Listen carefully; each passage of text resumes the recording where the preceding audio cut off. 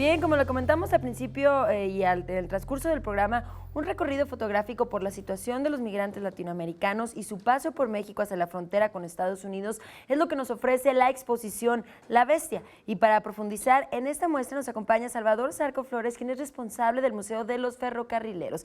Bienvenido, Salvador, muchísimas gracias por acompañarnos. Muy buenos días, muy contento de estar con ustedes. Nosotros estamos contentos de que nos acompañe después de sus 30 años de experiencia, porque usted es ex ferrocarrilero. Usted, mejor que nadie, ha vivido la experiencia que viven los migrantes. Nos tocó convivir con ellos durante muchos años porque cuando la empresa era del Estado, los migrantes llegaban a nuestras terminales, donde estaban los talleres de nosotros. Y nos tocó darles la mano, ¿no? Darles de comer, permitir que se bañaran, darles ropa, orientarlos cómo abordar los trenes. Hoy esto ya no es posible con las empresas privadas, pero sí tenemos un recuerdo muy grande de ellos. Definitivamente, y se sigue dando, ¿no? este fenómeno de personas que vienen de Centroamérica, de Guatemala, de El Salvador, y que van y hacen todo este recorrido hasta las fronteras. No solo se ha mantenido, sino se ha incrementado exponencialmente. Porque ahora, además de que la gente viaja por buscando un empleo, viaja huyendo de la violencia. Ese flujo migratorio no lo van a poder detener mientras no haya en sus países trabajo y paz. Definitivamente. Y en esta muestra, en esta exposición de 45 imágenes, podemos ver la realidad expresada en fotografías. Son fotos de 4 fotógrafos, 2 mujeres, 2 hombres. Son fotos de Tierra Blanca, de Tijuana, de varios puntos de la República, donde los fotógrafos convivieron con los migrantes, en algunos lugares de albergues, y que reflejan la vida de ellos. En muchos lugares, en las terminales, en los albergues, se les ve durmiendo. Duermen mucho porque viajan en el tren en alerta.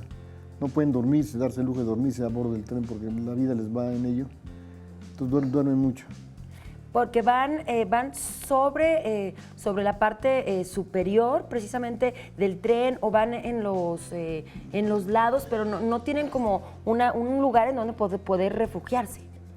No pueden ir dentro de un furgón. Van o en el techo o en algunos recovecos que tienen algunos carros, como las tolvas, pero que tienen que ir en estado de alerta siempre, para no caer y en caso de que haya algún riesgo, ¿no? Llegue la policía estatal, municipal, federal. Claro. Y tienen que buscar huir, ¿no?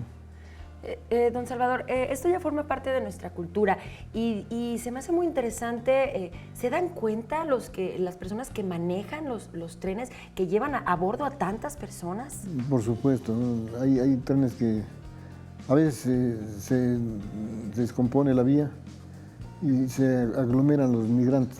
Hay trenes que llevan 200 migrantes, ¿no? Es imposible no darse cuenta de ello, ¿no? Claro, ¿y cómo lo manejan? Pues tienen que permitirlo, ¿no? Porque es imposible oponerse a que se suban al tren.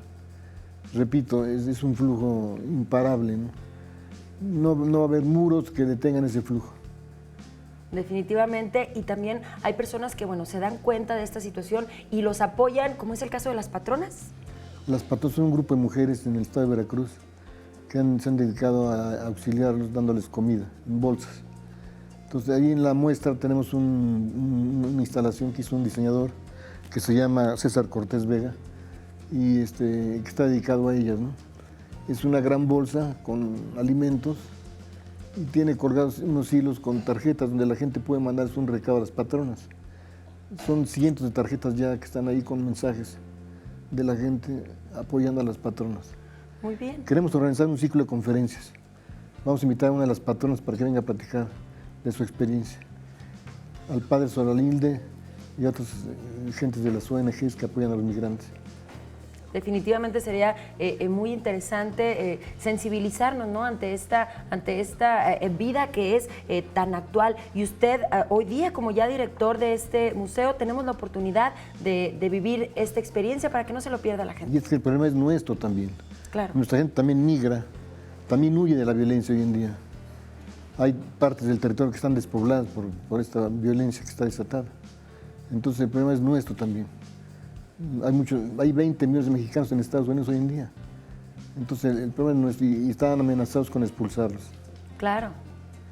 Es un problema definitivamente actual y tenemos la oportunidad. Ahorita me comentaba acerca de este museo, que es el único en toda la República Mexicana de tener ciertos detalles como las vivencias de los precisamente ferrocarrileros. El único que tiene la vocación de estudiar, investigar, documentar, difundir la historia del gremio ferrocarrilero.